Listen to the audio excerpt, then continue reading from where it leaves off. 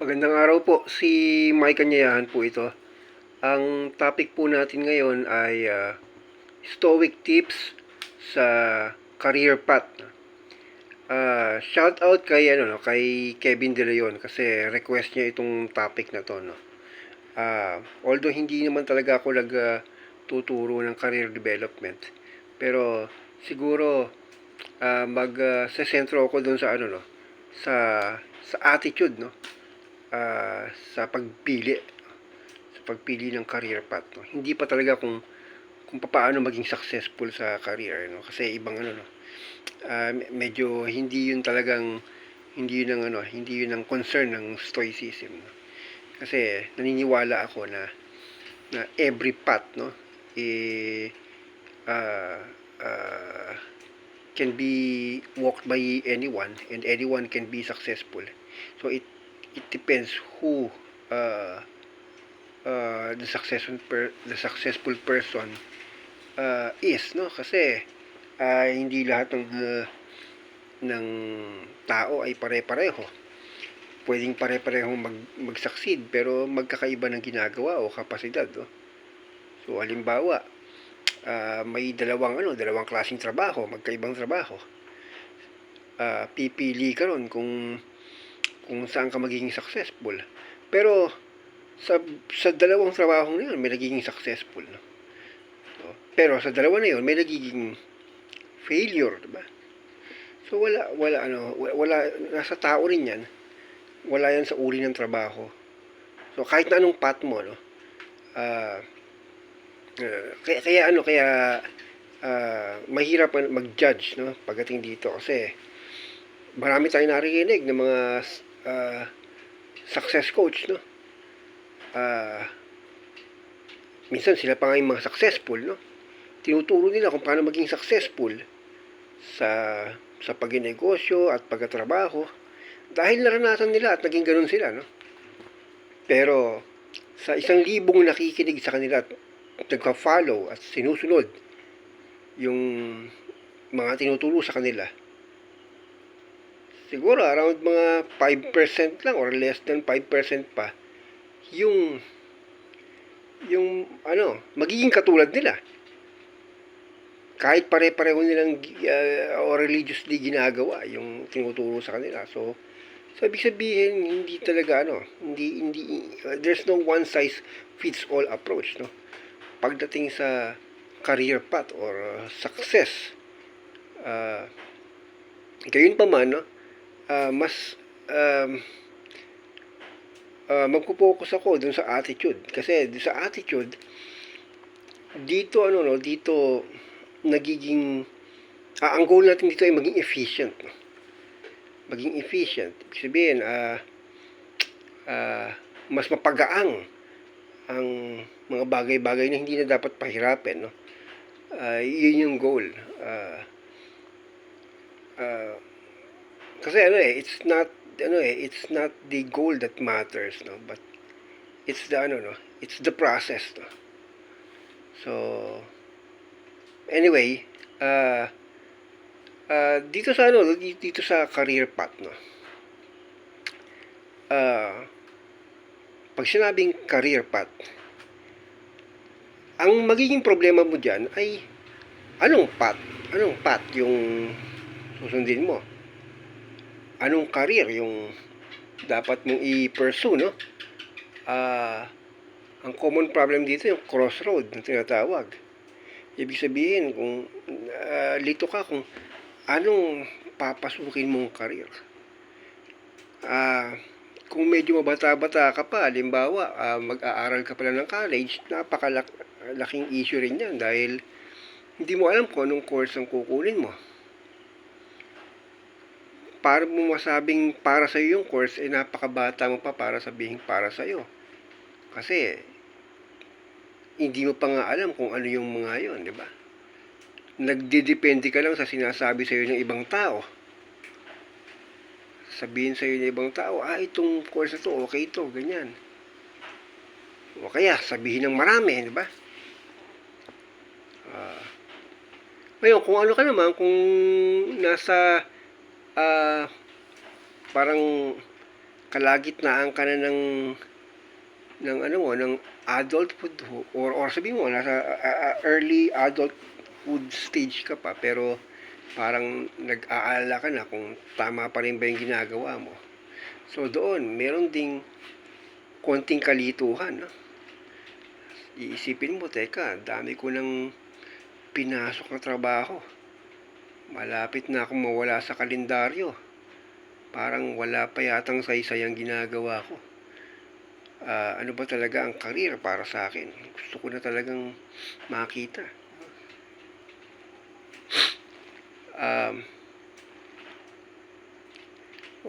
Actually, halos lahat ng tao pinagdadaanan yan. Especially mga working class, no? Dahil wala namang permanenteng trabaho, sinasabi natin na meron tayong regularization pag nasa malaking kumpanya ka, no? At pag na-regular ka, diba, 6 months, no? Pag umabot ka ng 6 months dito sa Pilipinas, no? Regular ka na. At pag regular ka na, ang nasa isip ng mga kabataan, tuloy-tuloy na yon hanggang retirement, no? It's easier said than done. But in reality, hindi lahat nare-regular. Karamihan nga hindi nare-regular. At sa mga nare-regular, parang what's the point? Kung along the way, matatanggal ka rin sa trabaho, o magsasarado yung kumpanya, o magre-resign ka rin dahil sakal na sakal ka, no?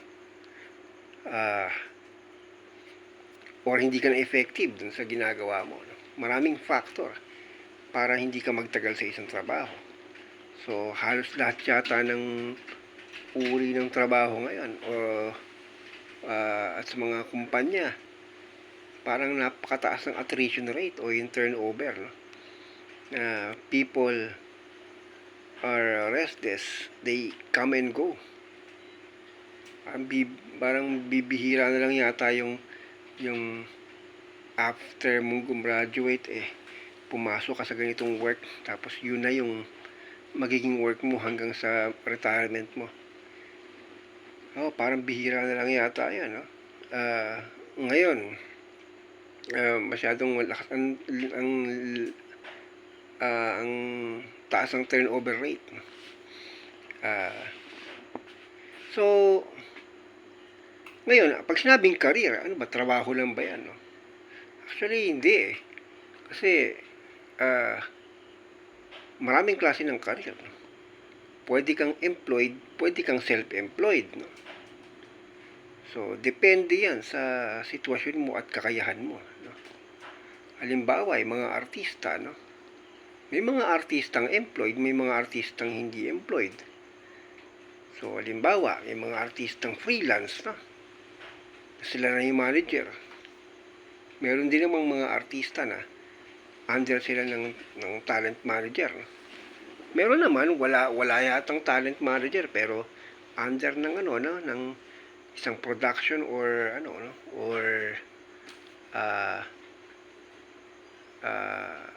sabihin mong network, no? TV network. May mga ganun, iba nagsimula bilang extra, no? Wala namang talent manager pero under ng mga production. Halimbawa, yung mga kinukuha ni Coco Martin, no? Tapos biglang sumisikat, no? Nagkakaroon na ng talent manager yan along the way. So yun, sa pag-aartista, no? Ganun. May employed at self-employed. Pero career, ang tawag nila dyan, career. Ganun din sa mga professional na na trabaho. Professional career. Career pa rin ang tawag doon. Pag sinabing professional, ano ba yung mga professional, no? Abogado, doktor, accountant, no? May mga accountant na freelance, no? May mga kliyente lang sila. So hindi sila employed ng kumpanya. Ganoon din mga abogado, no? Hindi naman bihira nga lang din yung ano, no? In-house lawyer ng isang kumpanya or lawyer ka ng isang institusyon, no? O ng gobyerno. Mostly mga lawyers independent. Unless nasa ilalim sila ng isang law firm, na employed sila ng isang law firm. Dahil nagsisimula sila, nag-apprentice sila, no? Gusto nila makita yung ins and outs bago magsarili. So, gusto nilang mag-gain ng experience, kaya nagiging employed sila ng isang law firm. Pero in the long run, nagsasarili at nagiging independent, no? So, pero career pa rin yun. Ganun din sa pagdodoktor, no?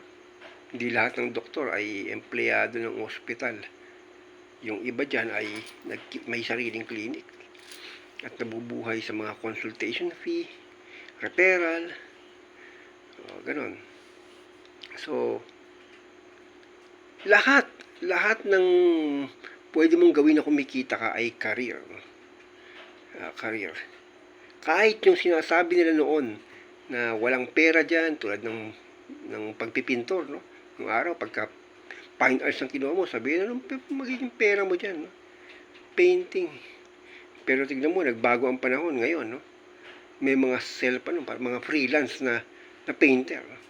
Na grabe, kinukuha yung serbisyo nila bilang parang digital artist or graphic artist, or kinukuha sila ng mga parang kinukontrata sila ng mga advertising companies para mag-create ng art, or simply nagbebenta sila ng mga artwork nila online, no? So, ganon. Walang tapon pagdating sa career. Kahit yung yung 3D, no? Difficult job, dirty job, dangerous job, may career dyan. May career. Pagiging tubero, dati ayaw ng lahat yan. Anong career? Hindi career ng tubero ngayon. Diba? May mga tuberong mayayaman. Nakapagtayo na nga ng sariling plumbing company or cleaning services. Ganon. So yung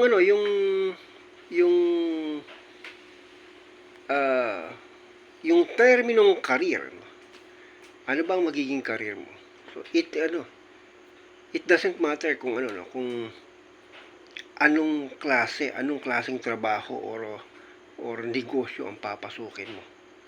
So dapat doon naka-align yung career na yon sa oportunidad mo, sa kakayahan mo, at kaligayahan mo. So hindi pwedeng bara-bara lang, no? O strike anywhere kung tawagin, hindi pwedeng ganon. Although syempre napakagandang maging open-minded, susubukan mo lahat, pero yun ay kung kung you have ample time to waste, no? Para sa mga para kumita. Pero imagine mo kung may goal ka na maging maganda ang buhay mo, no? Financially at ano pa ba? Yun, financially, siyempre meron kang hinahabol na oras, hindi ka magsasayang ng panahon para mag-job hopping, no? Kailangan mong pumili, diba? Kailangan mong mag-decide, no? At sa pagde-decide, meron kang kinukonsider dyan. Siyempre, laging kadalasan iniisip natin kung saan yung mas advantageous, no? Saan tayo magbe-benefit, no? Sige. Um, pagdating sa advantages, no. Ah, bilang stoic, hindi ako nakapokus dun sa dami ng perang makukuha mo o sa tayog ng liliparin mo. Ah, hindi kasi ganun mag-isip ang mga stoic eh. Hindi mo kang pera ang mga stoic, hindi rin mapagmataas or matayog ang lipad, hindi rin pasikatero o ano. Ah, sa career, no, whatever yung career, ano man yung goal mo, kung ang goal mo man ay maging bigatin, it doesn't matter, no, or maging simple masaya lang, hindi nagmamatter yan eh. Ang importante ron is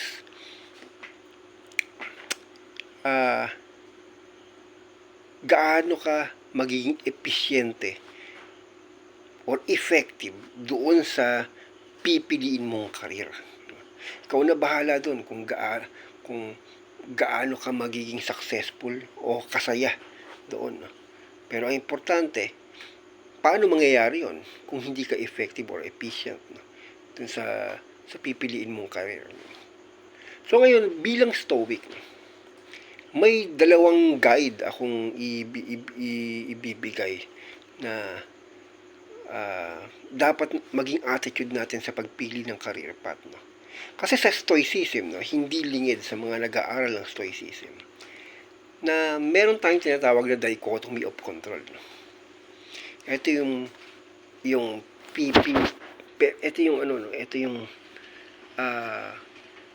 may choices ka kung ano yung anong saan control ka magpo-focus. At sinasabi sa stoicism, doon ka mag-focus sa kung saan meron kang control at huwag kang magsayang ng panahon sa mga bagay na hindi mo kontrolado o yung less ang control mo. Dahil kapag ikaw ay nag-dwell doon sa mga bagay na hindi mo kontrolado, most probably mabibigo ka, masasaktan ka, at mapapahamak ka. At may mapapahamak ka ring iba. No? Pero pag nag-focus ka dun sa mga bagay na may control ka, doon ka mapapaigi. No? Dahil doon ka magkakaroon ng kalayaan. And speaking of kalayaan, yan yung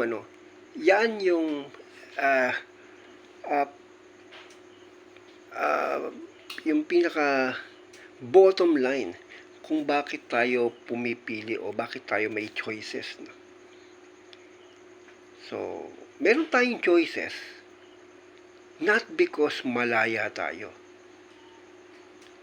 May choices tayo para piliin kung saan tayo magiging mas malaya. So, magkaiba yung yung may choices ka. Kaya may choices ka kasi malaya ka. Or may choices ka para piliin kung saan ka magiging mas malaya. Magkaiba yon. Kasi hindi ibig sabihin may choices ka ay malaya ka. What if may pamimilian ka, dalawang bagay lang, at yung pipiliin mo pareho ay ayaw mo? Asan ang kalayaan doon? Hindi kalayaan yun, kundi dilema. Pero doon sa dalawa na yon, kahit dilema yon, meron doon na magbibigay sa iyo ng konting legroom. Or in other words, meron doon kung saan mas malaya ka ng konti kumpara doon sa isa. No?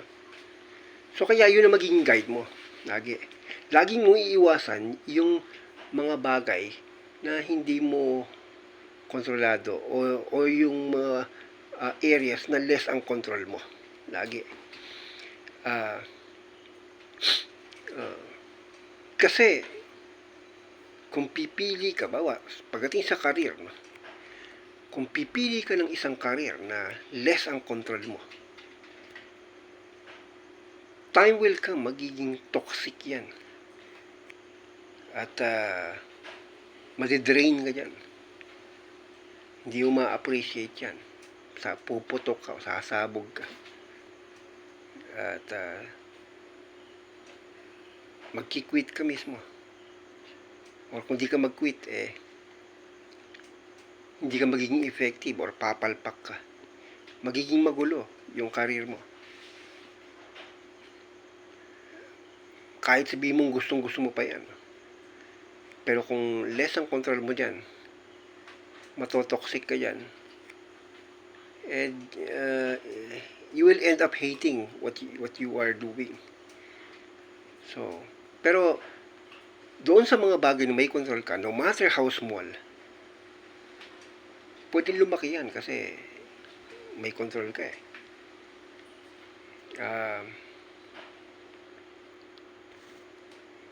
Ibig sabihin, pwede mong mahulma yung bagay na yun ayon sa kagustuhan mo.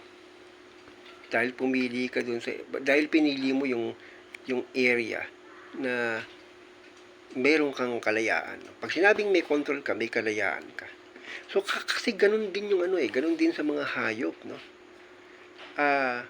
Lagi sa lahat ng mga decisions nila, lagi ang pinipili nila kung saan pwede silang magkaroon ng kalayaan. So halimbawa, no, merong dalawang path sila na pupuntahan, no. Papuntang kulungan o palabas ng kulungan. Definitely pipiliin nila lagi yung palabas ng kulungan, no. Kasi ayaw nilang masakal, no. At ganun din pagka hinahabol sila ng mga hayop, no, na mas malaki sa kanila at mas marami sa kanila. Ang signal ay umiskapo.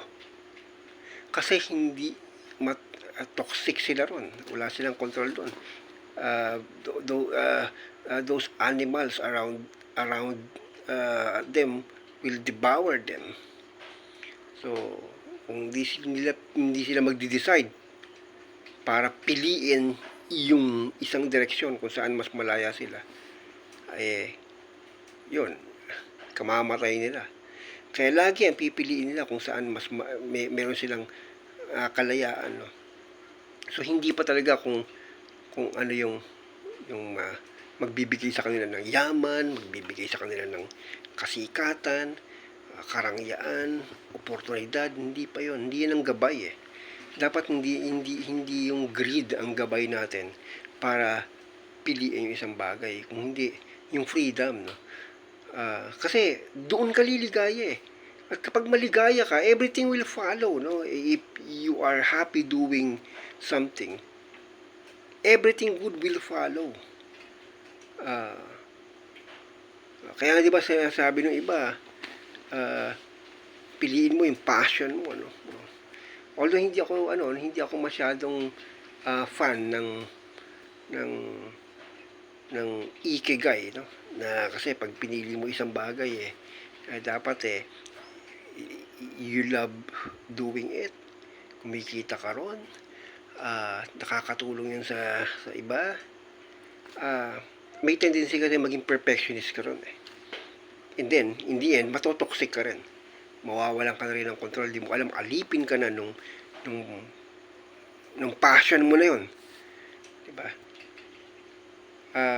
Pero freedom yung mo, yung dapat maging guide mo sa pagpili, no?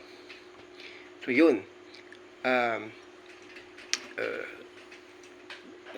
kahit sabihin mo magnegosyo ka, no, hindi ko sinasabing pagka magnegosyo ka may freedom ka na kumpara sa pagkatrabaho. Hindi. Marami ring negosyo na wala kang freedom, no. Nandiyan yung magtayo ka ng halimbawa ng isang negosyo na wala ka na ring time ano sa sarili mo, hindi ka na makaligo kasi grabe, sa production ka, hindi mo maiwan yung yung production, yung mga tao mo hindi mo maiwan, or customer hindi mo maiwan, busy busy ka pero negosyo nawawalan ka na rin ng kalayaan, no? Minsan pa nga mas pa nga, no, mas busy pa sila kaysa ron sa mga nagtatrabaho, no? So walang hindi yan ibig sabihin magnegosyo ka or magtrabaho ka. Hindi yan yung hindi yan yung dapat na object ng choices mo. Like anong pipiliin ko, magtrabaho or magnegosyo? It doesn't matter, no? Isa pang pinipilian nila, no? Temporary or long term, no? Kasi pag temporary, ganito, long term, dun ako sa long term. Hindi nag-i-exist yung long term, no? Nagkakataon lang yan. Kasi meron dyan mga temporary jobs nagiging long term ka, at merong long term jobs temporary ka lang. So, merong dyan, trabaho ka sa multinational company, no? Nagre-regularize sila. Stable ang trabaho dyan, malaking kumpanya, magandang sweldo, wala ka nang hahanapin pa. Tapos may CBA, nag-i-increase every year yung sweldo. May car plan, lahat, etc. Per incentives. Nakita mo, may mga nag-retire na gumanda ang buhay. Pero ano yun? Mga pagkakataon yun na sabihin mong in the past ay normal, no? Pero sa panahon ngayon, walang garantiya. Kaya kahit sa malalaking kumpanya ka pa, o doon ka na sa matibay, walang kasiguraduhan, di ba? Kahit nga dati yung bangko dati na merong nung araw na merong slogan na subok na matibay, subok na matatag. Nawala din diba? So hindi yan sa laki ng kumpanya or sa stability ng trabaho. There's no such a thing as stable job or stable company. Kahit multinational companies, nagsasara, shake, no? Nagre-retrench, no? Nag-lay off, mass layoff pa nga, no? Kahit mga stable job noon, hindi na rin naging stable in the long run, no? So walang kasiguraduhan, no, pagdating sa long term or short term. Pero on the other hand, no, merong akala mo short term, no? Akala mo ang tawag ito, kamukha niyan mga contractual, no, or nagkatrabaho lang sa agency or no, or third party company, no? Tapos walang kamalay-malay, biglang i-absorb ng principal na pinagsiservisyohan niya na regular, no? Dahil magaling siya, no? Ngayon meron namang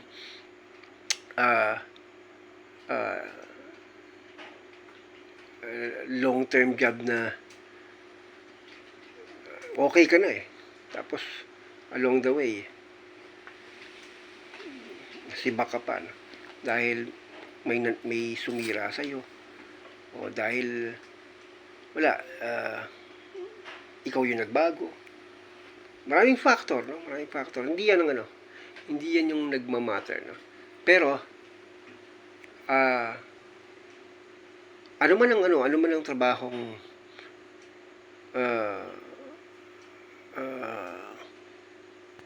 nagbibigay ng success dun sa isang tao, hindi na yan dun sa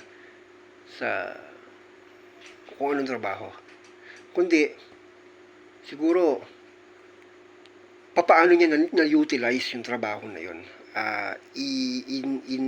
in his favor. At syempre, magagawa niya yun kung yun nga, may certain degree of ano siya, of freedom. So, ano ba yung mga trabaho na yun, no? It depends, no? Kasi, halimbawa, ahente, no? O, sa sales ka, sa sales. Akala mo, may freedom dyan sa sales, no? Hindi lahat ng sales job may freedom. Halimbawa, mag-medrep ka, no? Uy, pagka medical representative ka, malaya ka, may kotse ka, nakakaikot ka. Depende, no? May company or may company na gano'n na medrep ka pero toxic ka. Pero iba naman na, uy, parang napakalaya mo na nakakaano ka ng sariling diskarte. Depende yan talaga. So, mahirap malaman pero yun ang dapat mo i-investigate. Una-una, ikumpara mo sa ibang trabaho kung ito ba ay magbibigay sa iyo ng ano, no? Kasi yun ang magbibigay sa iyo ng fulfillment kung ano ka kung meron kang certain degree of freedom you are not at the mercy of other people. So yun. Pero safe na sabihin siguro, pag self-employed ka, ayan, meron kang kalayaan. Pero syempre, lagi, pag meron kang kalayaan, laging may risk. Laging may risk na hindi mo makuha lahat ng gusto mo. Kasi doon naman sa sa wala kang kalayaan, kasi habol mo, di ba, sweldo. Babayaran kang sigurado, no? Meron kang fix na ibibigay agad sa'yo. Parang yun na kagad yung makukuha mo, kinsenas katapusan. Kasi nga, binibili yung kalayaan mo. Pero doon naman sa isang bagay na malaya ka, is, yun nga, anytime pwede kang kumita, pero anytime pwedeng hindi ka kumita. Ganun yung risk. So, again, it still depends on you, no? So, uulitin ko, gaya ng sinabi ko nung araw, no? There's no such a thing as stable job or career. But there is a stable person. So, ibig sabihin, hindi totoo na may mga stable job. Kung merong mga stable, yung pagkatao mo. Kung stable ang pagkatao mo, yun, magiging stable ka talaga. Kahit na anong trabaho mo, o anong kumpanya mo, o may kumpanya ka man o wala. So, yun. So, it's a dichotomy of control pa rin talaga. Pipili ka nun. Parang hindi naman siya science or art ng pagpili, kundi common sense, no? Piliin mo yung kung saan may pagkakataon kang paigihin ng lahat, no? And then yung pangalawa, sa stoicism kasi, sa lahat ng aspeto ng buhay, especially, no, pagdating sa relasyon sa ibang tao, no,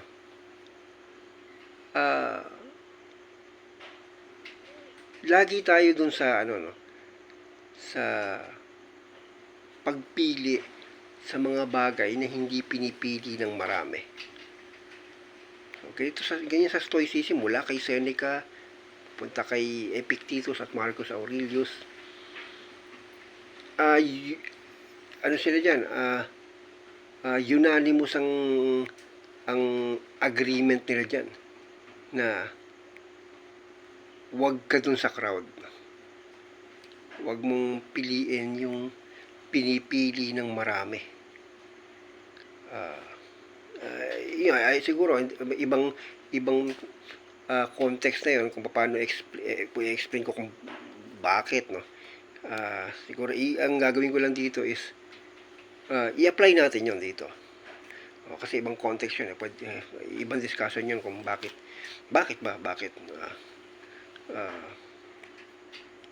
siguro ipaliwanag ko lang sa konteksto ng ng career path. Sige. O hindi ba nung araw, no, naging patok o in demand ang nursing, no? Nursing. Tapos dahil doon, maraming nagkumuha ng nursing courses, no? So, mag-nurse tayo kasi mag-a-abroad tayo, diba? Patok ito kasi grabe, abroad ito. Oh. Lahat maraming kumuha ng nursing. Ang ending, dahil na-populate na yung demand, no? Na-satisfy na yung demand, no? So, na-oversupply. Maraming mga graduates ng nursing ang walang work kahit sa ospital dito sa Pilipinas. Kaya tuloy yung iba naghanap ng mga ibang trabaho tulad ng pagme-medrep, tulad ng kung ano, iba-iba. So kasi pag sinunod natin yung crowd, lagi kung ano yung nauna, siya yung magiging successful. Yung mga sumunod, wala na, hindi na yan. Ngayon, yung nauna, ano yung attitude niya? Ang attitude niya ay pinili niya yung konti. So, nung araw, nung hindi pa kinukuha ng marami yung kursong nursing, yung mga nauna na yon, iilan lang sila. Pero hindi nila namalayan na biglang naging in demand. Bakit naging in demand? Kasi nga konti sila eh. Kaya grabe ang demand. Grabe ang demand pagka konti ang supply. Di ba? Law of supply and demand yun eh. So, ang ending is nagkaroon sila ng malaking oportunidad. So, kasi nga, konti sila. So, kaya doon ka lagi sa konti. Kasi, most probably, mataas ang demand doon. Bakit mataas ang demand? Kasi, konti nga yung supply eh. Diba? Ganon din sa business. No? Pag nagnegosyo ka, hindi pwedeng tatayo ka ng tindahan, no? Tapos expect mo yayaman ka. Samantalang kapitbahay mo, lahat ng kapitbahay mo, bawat bahay, no, bawat hakbang mo, may mga tindahan. So, good luck kung sa mga kapitbahay nyo, may isa sa inyo na yumaman sa pagtitindahan. Ganon din ngayon na pumunta ka sa mga downtown, daming paresan, no? Pares. Parang wala na yatang ibang negosyo kundi puro pares. Tapos maya't maya, every now and then, makikita mo, iba-iba na yung nasa pwesto, ibang paresan na. Kasi yung isang paresan nagsarado, bagong paresan na. Walang tumatagal na paresan. Kasi, pare-pareho sila ng negosyo. So, yung tao, nagsawa sa pares. Patay. Dami ng paresang wala na Ganun yung nangyari nun sa shawarma. Ganun nun. Dati, pumatok yung shawarma, lahat nagnegosyo ng shawarma. Siyempre, by the time na marami nang nagnegosyo ng shawarma, yun naman yung mga time na sawa na yung mga tao sa shawarma. So ngayon, sabay-sabay silang bumagsak. Noong araw, no? Ganon. So, ganoon, ibig sabihin, huwag mong pipiliin yung crowd. Sa stoicism, laging di-discourage yung pagpili sa crowd or yung herd mentality. No? Lagi mong piliin kung ano yung konti. So, kung pipili ka ng kurso o trabaho, lagi mong piliin yung halos ayaw gawin ng marami. Or, kung gusto man gawin, hindi kayang gawin ng marami. At ikaw lang may kayang gawin. Ganoon. So, kung